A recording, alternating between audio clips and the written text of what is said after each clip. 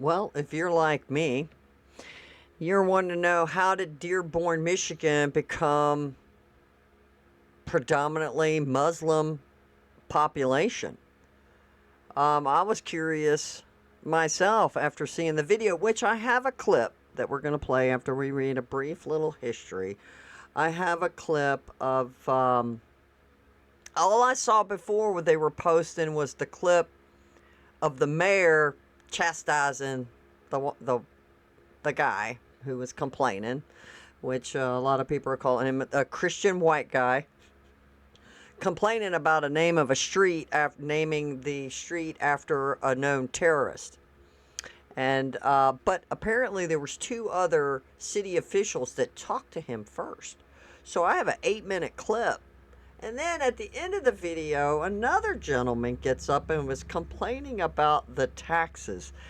And I was blown away at how high the taxes are for little bitty Dearborn, Michigan. Why they need so many taxes, property taxes, from their citizens? Inquiring minds want to know, but we'll get to all that in just a moment, because I was like, wow, when I was reviewing the video.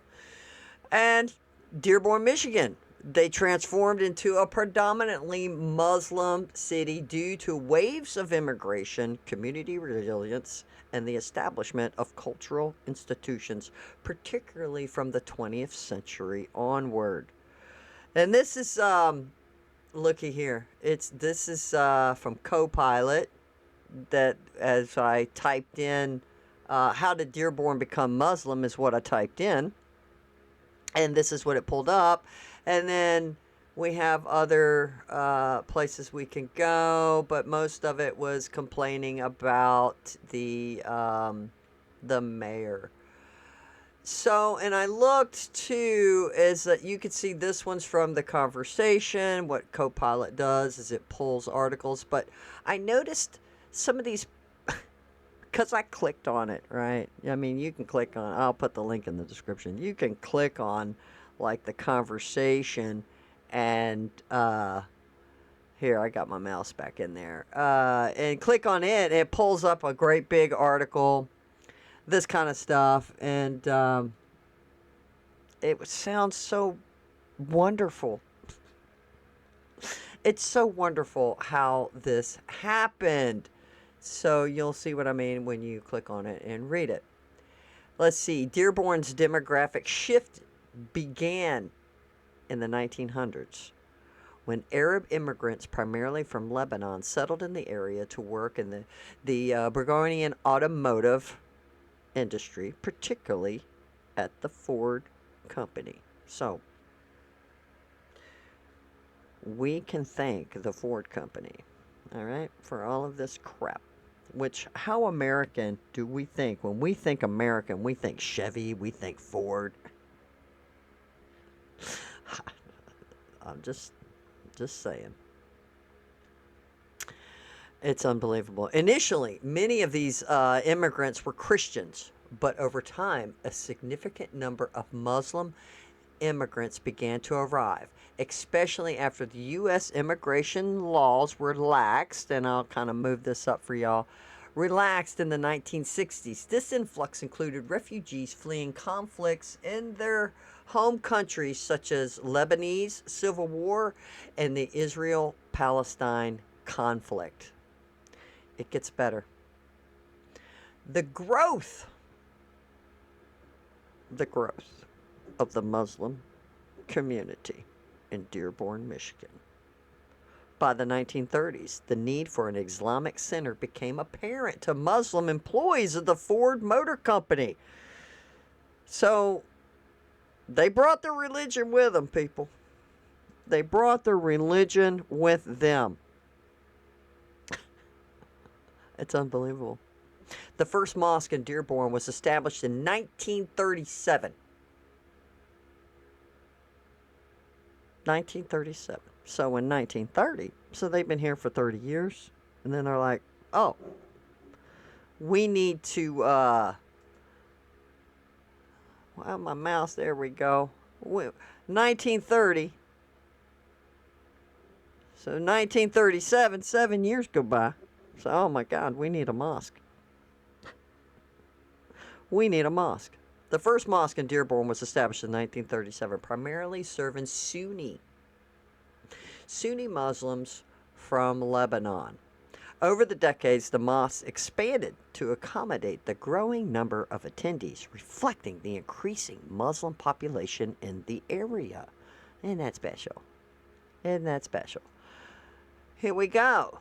The 1990s and 2000s saw further growth with significant numbers of Iraqi and Syrian refugees settling in Dearborn due to wars in their homelands. This diversification enriched the community, bringing in various cultures and religious backgrounds with Islam.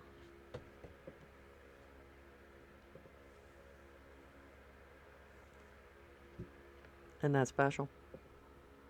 So they laxed bringing them in,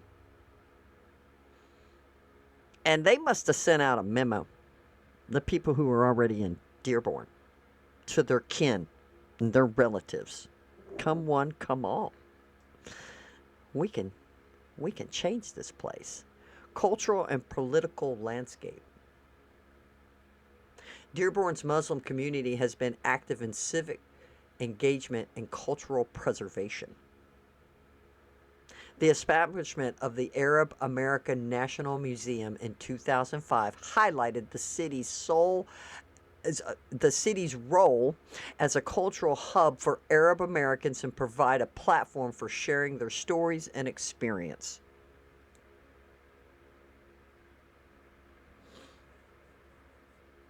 They never assimilated. They're not Americans. They despise us. Let's be real, people. They don't like us. They want us all to go away. Just like that mayor said. We'll throw a party on your way out. We will throw a party. However, the community has also faced challenges, particularly after the events of September 11th, 2001, when an anti-Muslim sentiment surged. Despite this, the community has remained resilient, advocating for civil rights and building alliances with other marginalized groups. I guess they're lucky that they didn't do something like the government did during World War II, where they rustled up all the Japanese and put them in camps. I don't think they should. I didn't think they should have did that, but we were at war. I don't know. I guess they did what they felt like they had to do. But I think as far as those Japanese go, and I'm going to go out on a limb here, I think they assimilated. They wanted to be American. They assimilated. But Muslims, no. They are not going to assimilate. They are not. They're just not going to do it. And here's a conclusion. Now again, y'all can click on this where it says the conversation. It's a big article, and it's all about propping up this community and how wonderful it is. What they've done.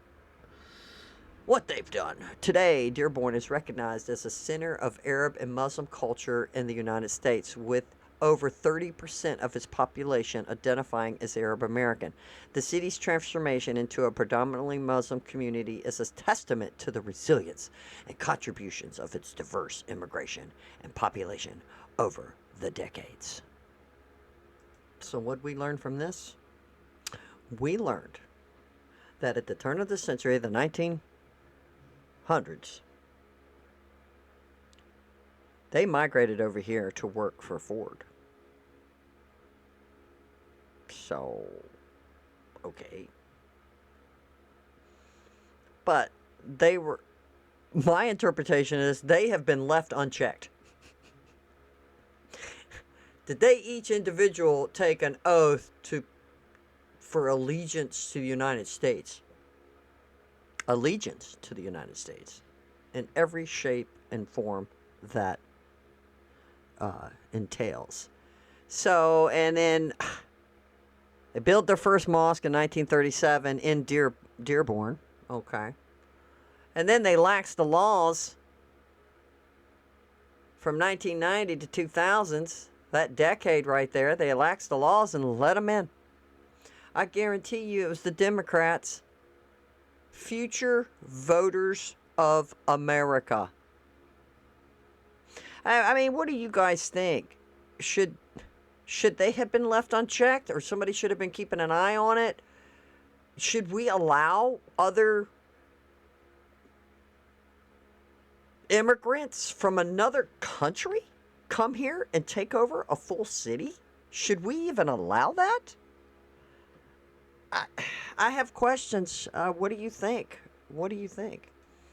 Okay, so I went and Googled Muslim population in the United States, and then I pulled this up by state. And here you have the percentage. Let's see. Why is my mouse not working? There we go. So you have here your chart. And this tells you this. I will put this link in the description. But we have where Muslims live in the United States. Muslims live in different states across USA. Some states have more Muslims than others. States like California, New York, Texas, Florida, Illinois, Michigan, New Jersey, Virginia, Maryland, and Georgia have a lot of Muslims. And they live in big cities like Los Angeles, New York City, Houston, Miami, Chicago, Detroit, and Atlanta. These states aren't just big in population, they're also big in Muslim pride. Isn't that special? These states aren't just big. New York has the highest Muslim population with around 724,000. Now, when was this? This isn't really telling me when this was. Oh, this is 2024. Yeah, I just saw that. I'm a little slow. Yeah, 2024 deal here. California comes next with about 500,000. Illinois follows closely with approximately 473,000. And then there's New Jersey with around 321,000 Muslims. Texas has about 300,000. Hawaii has the least Muslim population of about 145. What, they don't like the climate? They're in cold states. Why? Why?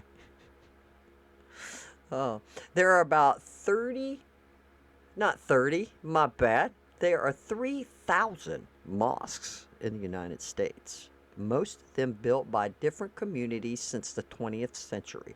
Most mosques have been around in the U.S. for a while. Yeah, we just saw one mosque was built in Dearborn in 1937. I don't know. Let me know in the comments. Do you think we should allow them to build mosques?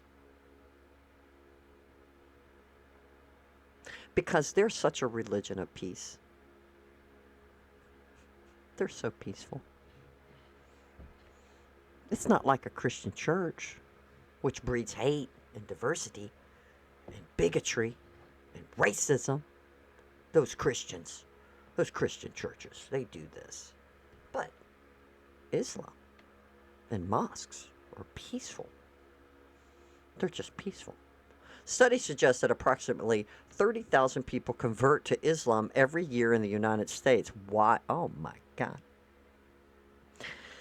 According to the New York Times, about 25% of American Muslims are converts, with many of them being African American.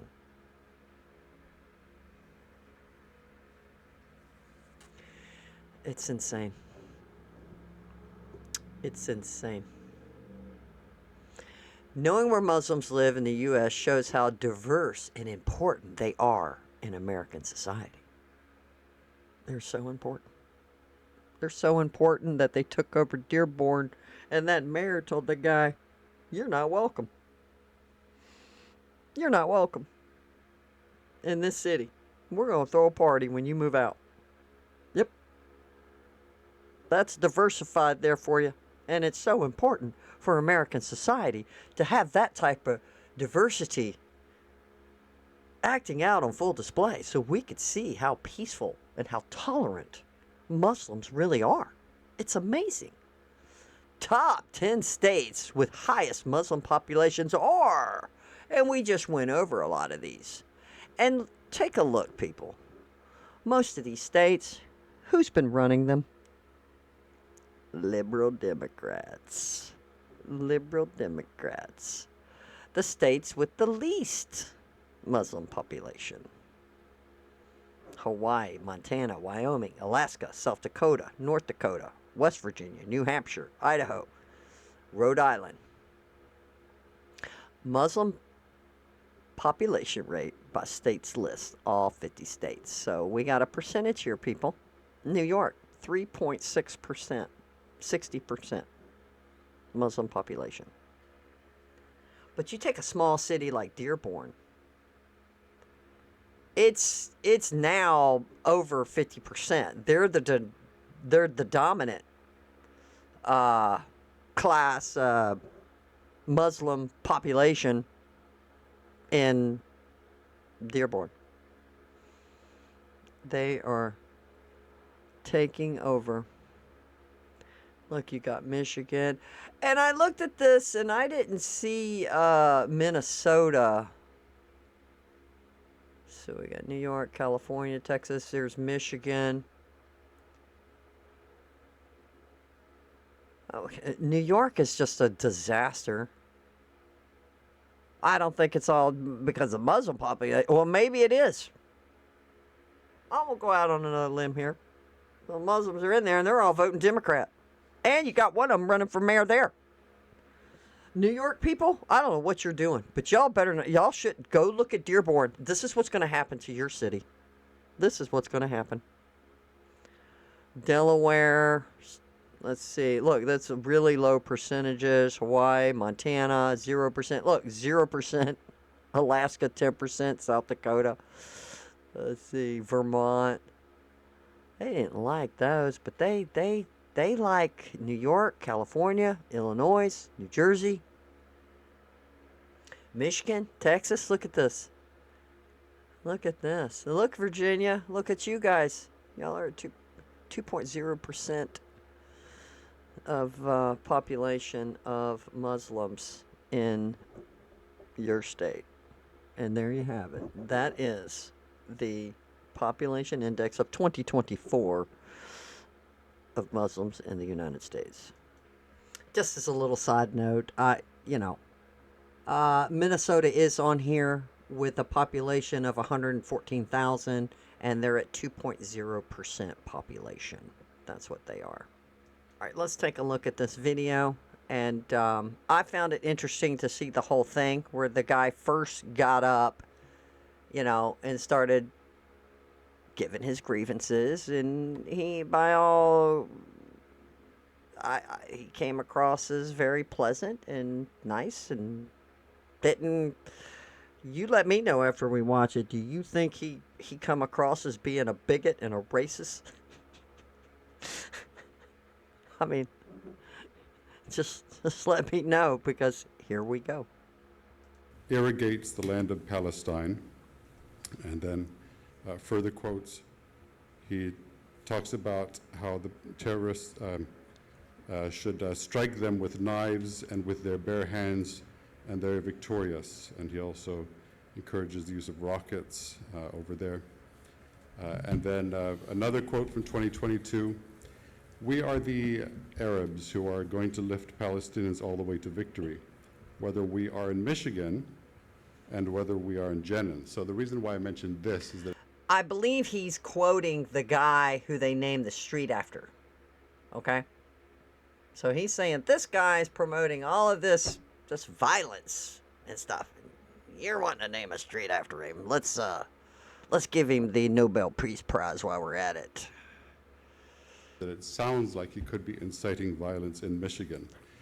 Believe me, I'm continuing the quotation. He says, believe me. He's not. I just want to be clear. He can speak for himself.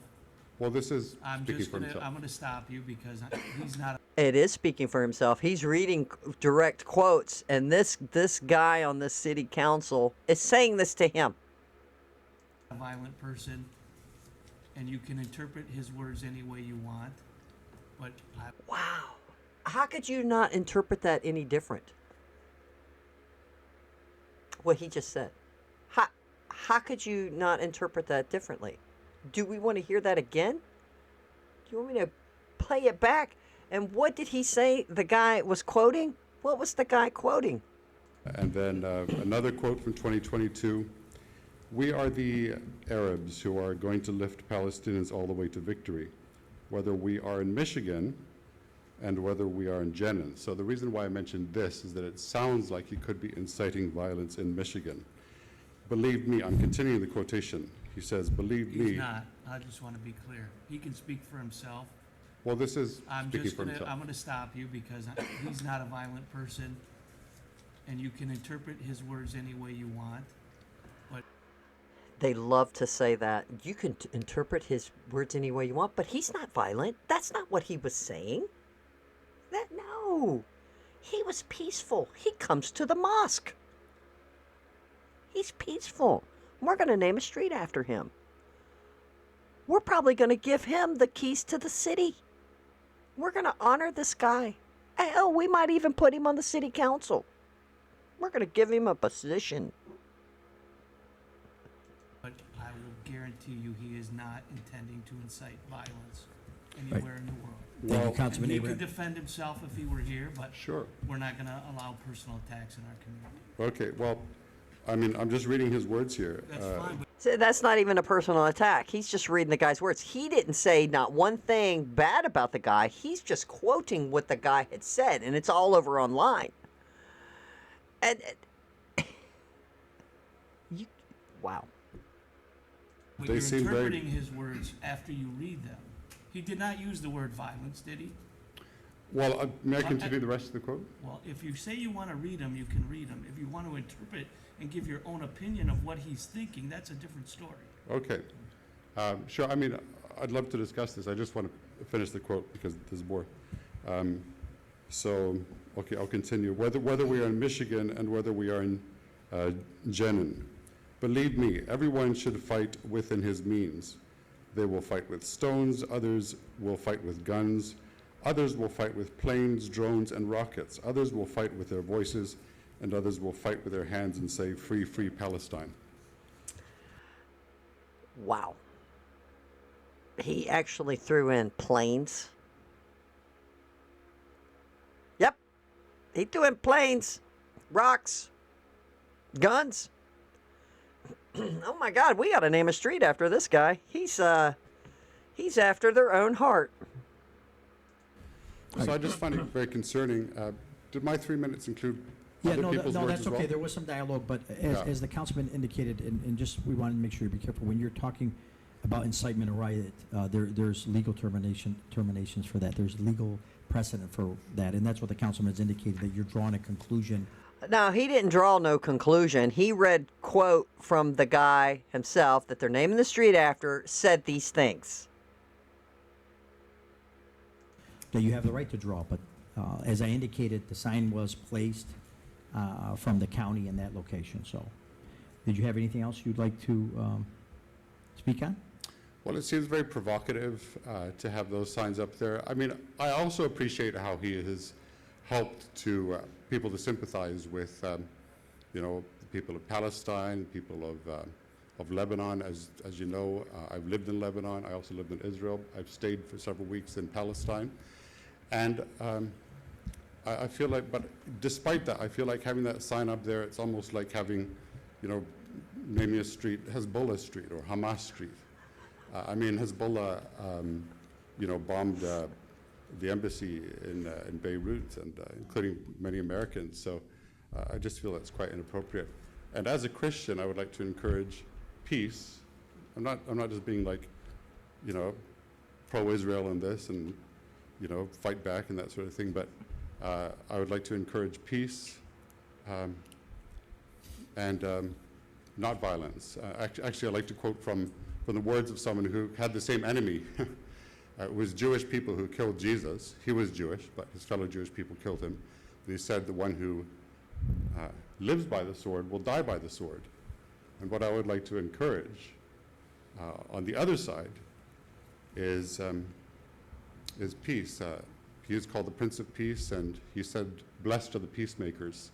And his death at the hands of Jewish people opens the door to Thank peace you. between Jewish and non-Jewish people. So Oh, they wanted to cut him off quick because he's talking about Jesus. Oh no, you can't do that. Let's name some streets Muhammad. That's next on the agenda. They'll name libraries and uh, city buildings after these people.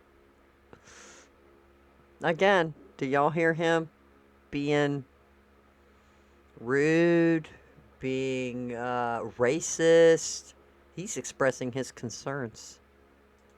that's what I would like to actively try to encourage to you, and thank you very much. Thank you, Mr. Byron. Sir, if you'd like to step forward. I think the only comment I'm going to make, 'cause I'm not Mayor? looking for a rebuttal, is the best suggestion I have for you is to not drive on Warren Avenue, or to close your eyes while you're doing it. His name is up there, and I spoke at a ceremony celebrating it because he's done a lot for this community. And I think So his name is there, and it ain't going nowhere. It's not going nowhere. You just don't even drive on it. Close your eyes while you're driving? What kind of driving advice is that? This guy. Now look, I want y'all to watch his face while he's talking. Okay? Because to me, it's pure hate. It's pure hate in his face, his body language, all of it. All of it. And I'm telling you, these people are never going to assimilate. it's quite hypocritical There to it know is. that you're approaching this podium when you yourself have videos on YouTube standing in front of my mosque saying the cruelest of things about Muslims, about the religion of Islam, because you are a bigot, Ooh. and you are a racist, and you are an Islamophobe. And although you live here, I want you to know as mayor, you are not welcome here. And the day you move out of the city will be the day that I launch a parade celebrating the fact that you moved out of the city.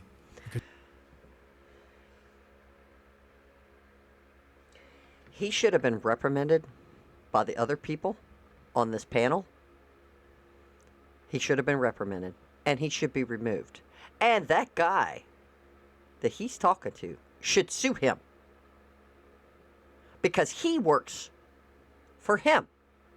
He is supposed to work for the citizens of the city because it's America. But he shut him down. No. Look, should we have streets called Hitler? Is anybody doing that? Is anybody doing that?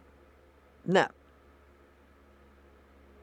But you're going to name a street after a known terrorist who speaks terrorist speech. Terrorist speak. Terrorist speak. You know, we're going to use planes. Some will use planes. Some use rocks, and some use guns because we're gonna stand up, even if we're in Michigan. We're on the other side of the world, but we're gonna do stuff to make change on the other side of the world, which is beyond my comprehension. What can I do to change what's happening in the Middle East, which has been happening since way before I was ever born? Because apparently Dearborn, you people, your ancestors left Lebanon from the Civil War. You left because of the Israeli-Palestinian conflict. You left in the 1900s to come here. And is this the children? The children of the people who migrated over here to work at the Ford company. Thank you, Ford, for that. Thank you, Ford, for that. Because this is the product of this. Because you are not somebody who believes in coexistence. You're somebody who tries to preach it, but in fact you do everything but that. So I just want to put that on the record. So he just spoke up to put that on the record. He's not even in a suit. He don't even care. He don't care. He's getting a paycheck. But he cares about that sign. And he called that guy a bigot. Because he has concerns that you're naming a street after someone who speaks terror speak, which is a legitimate concern. But oh no, you are a bigot. And you come in here preaching that. You talking Jesus? They stopped him. I know y'all heard it. Go back and replay it. When he says, the old Jewish people killed him. And he goes, well, I think you want to stop him. We don't want to hear about Jesus. We want to hear about Muhammad. Wait. Oh, it's almost time for us to go get on the floor and face the west or wherever they face with their butt up in the air and then pray to a Muhammad. Yeah, I said it. There you go. So they're like, yeah, we need to hurry this up because that stupid alarm's fixing to go off to go pray. That's what it's fixing to do. Okay, Mr. Clerk, I know that you're back on the mic. One second. Sir, yes, go ahead. State your name and address, please. Okay, we got this other guy coming up here, and he's going to complain about his taxes, his yearly property tax, which I just thought was insane. Right before he speaks in this clip, the Christian white man that we heard complaining about the sign in his own way, he's expressing concerns more than complaining. And then you saw in the other clip where he just chastised him and said, "No, you're a racist bigot. You stood in front of the mosque and said ugly things about Islam." Which, if he did, he has a right to do that. But this guy doubles down. In fact, like I said, the guy stood up and said, "Hey, I basically forgive you. You did say these things to me, and I'm not going to sue you," which I think he should. Grow a spine, people. Stand up to these people. Because you're just going to let them keep getting away with treating people like this. Because this is America. You have a right to say what's on your mind. Whether he likes it or not. Whether I like what you say or not. This is America. But this guy, he doubles down, and this is his reply and response, which he already had a statement prepared. And trust me, people, it is not an apology, because he don't give a shit. This guy's not going to sue me. And if he does, bring it. I don't care. Another Muslim will come right behind me and take over. We're going to get our way. But this is what he says. Dearborn represents the best of America. We put into practice the ideal that people of all backgrounds, of all faiths, and of all beliefs can live peacefully and respectfully as neighbors, as classmates, as business owners, and as congregants. And only if you don't give us no lip about what we want to name a building, because every building's going to be named Muhammad. What, in West Virginia, half the hospitals or whatever, probably should Google this, is named after Byrd. He was the state senator, I believe. And everything is named after him. So, wait, people, that's coming next. And that is precisely why we have long been mislabeled and targeted. Long before the sensationalized headlines of this past week. For decades, people have been intent on dividing and disparaging our city. Growing up, many of us recall those who came into Dearborn from across the country to burn religious texts in front of the mosques, or to harass families attending the Arab American Festival. Dearborn has often been slandered for simply coexisting peacefully, because the truth is, some people are uncomfortable and frankly upset about seeing church steeples and mosque domes share the same skyline on roads like Alter Street on Alter Road. But Dearborn... Did you hear the boo in the back? Boo. I don't know how they're managing to live peacefully since the 1900s. And they got mosques. They have a completely different view on Christianity. I mean, the Quran's telling them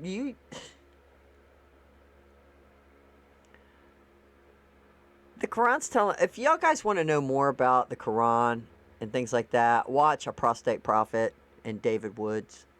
Definitely, I highly recommend them.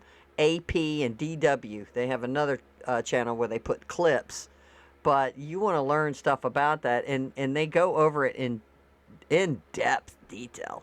And plus, they're funny. They're funny while they're talking about it. But this is not a religion of peace, people. One has never fallen for these divisive attempts. Back then and still now, Dearborn residents from every corner of the city have come together to shun hatred and to root it out of the place that we're all proud to call home.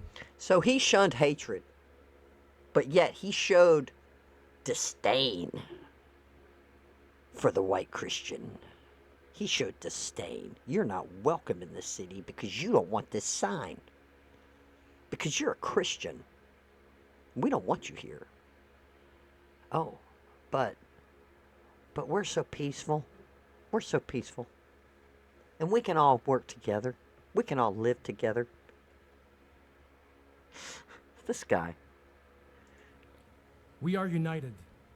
Every time someone has tried to unravel the fabric of this great city, we've stood together, shoulder to shoulder. Okay, unraveling the fabric of the city. That means you stood up and tried to unravel by questioning. How dare you question, you bigot, you racist. You questioned what we name a street after. How dare you? But we rise above it together, shoulder to shoulder, against you. That unity has carried us before, and it's what gives families in Dearborn comfort and confidence in The unity of all the Muslims who are in charge of the city. It gave us unity. We have power. We don't give a damn what you say. We're going to name that street what we want to name it. And there's nothing you can do about it because we are united and we stand together. the future of our hometown. Across every background, every faith, every identity, we have built a city that is not only strong, but truly an example for the rest of this nation. And as you've heard tonight, those who call Dearborn home know who we are, a city that welcomes and embraces everyone. It is our hope that one day the unity you actually find in Dearborn amongst its residents is the same unity and coexistence that you see across our entire nation. That is an America we all can pray for. Thank you. Thank you. Wow. Ted Barham. Wow. That's him standing up. I didn't play the whole thing. But he stood up saying basically he forgives the mayor for chastising him and he's not going to sue him for his civil liberties and his rights, which I think he should. And Matt Walsh agrees with me. He says, yeah, he should go sue that guy. All right. I think we're going to wrap this up with what's happening with the noise ordinance and these people getting woke up at 5:30 in the morning because of these mosques' call to prayer. A contentious battle is brewing in Dearborn over contentious. a mosque using outdoor loudspeakers for their call to prayer. Genovici joins us now from... Why do they need an outdoor speaker?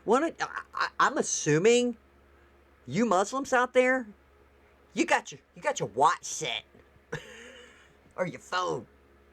They're like, oh, I gotta go, because they do it like 5 times a day. I believe it's 5 times a day. I could be wrong. I don't know.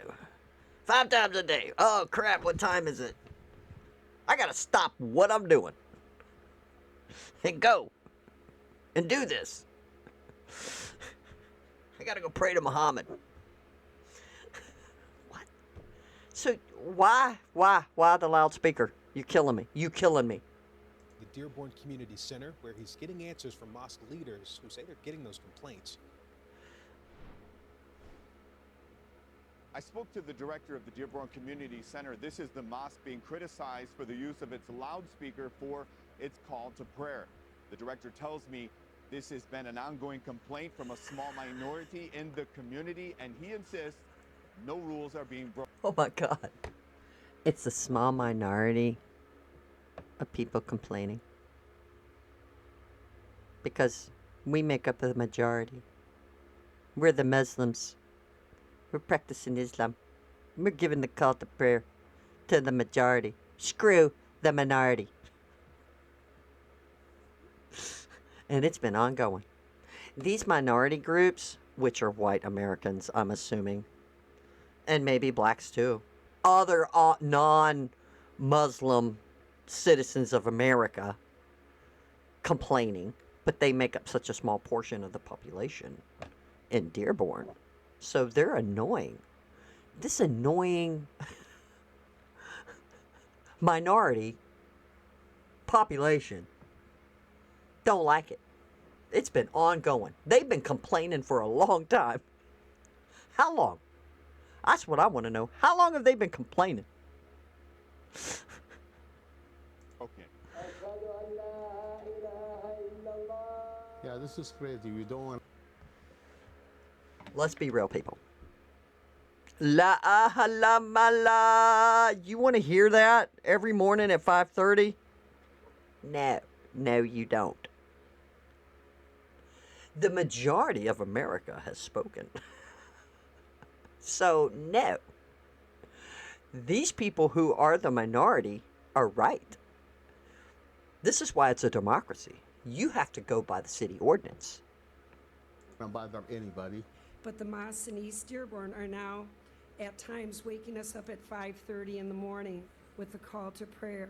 This is Dearborn resident Andrea Unger at last night's City Council meeting stating that mosques using outdoor loudspeakers for their call to prayer should not be allowed.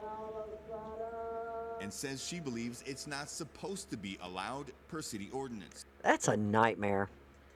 The noise complaints have been made out and the police have made numerous visits. What is the next step? Council President Mike Serini during the meeting pointed out that Oh, here's this guy. Here's this guy who said, hey, thank you. As soon as dude starts bringing up Jesus. That's... Yeah, this is him. Yeah, we're taking care of it. We're all over that. Don't you worry about that. There's nothing to see here, people. We're going to take care of it. police have investigated and gathered decibel tests from certain mosques. Nabil Bahalwan, the director of the Dearborn Community Center, says police visited his site and was told his loudspeaker was not too loud. And then the city came in, the Wait. inspector. The city inspector? The police? Well, the chief of police is Muslim. Okay, I'm going to put money on it that the city inspector who ran these tests is Muslim too. Just going out on a limb, people. There is a monitoring for the voice. We are even below the average of the rules. But again, at last night's City Council meeting, there was some question whether or not any outdoor loudspeakers are allowed, something that was not clarified. Only Booyah. that more evidence is being gathered, but CBS Detroit did examine Dearborn's noise ordinance and found that loudspeakers between the... Okay. So CBS Detroit, they were on the case. They actually dug up evidence because the police are still gathering evidence because this annoying minority of people are complaining about the noise level at 5:30 in the morning. But they're like the city official, he's like, hey, we're looking into this. They already knew. Within a couple of seconds, they could have pulled this up and go, okay, our bad. Okay, we got to tell them, knock it off. Right? Nah. CBS News is on the case. They got the evidence.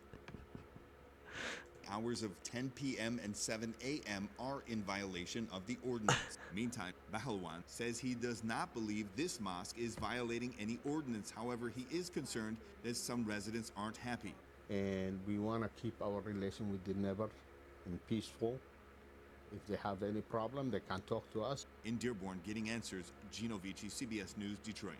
Look, they already know there's a problem. They've been complaining for a long time. There's actually a code saying you can't have it. Where's it at? Let's see if we can find it. where they were on the case. Yeah, I can't find, but y'all know what I'm talking about, though. Where they pulled it up and said it's in the ordinance from like 10 p.m. to 7 a.m. And here they are doing this at 5:30 in the damn morning. Are you kidding me?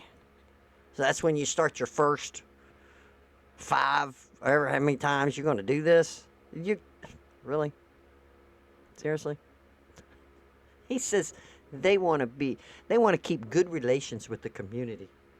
No. They want you to leave. And they're going to throw a party when all the Christians, non-Muslims, are gone out of Dearborn. I can guarantee that. And there you have it.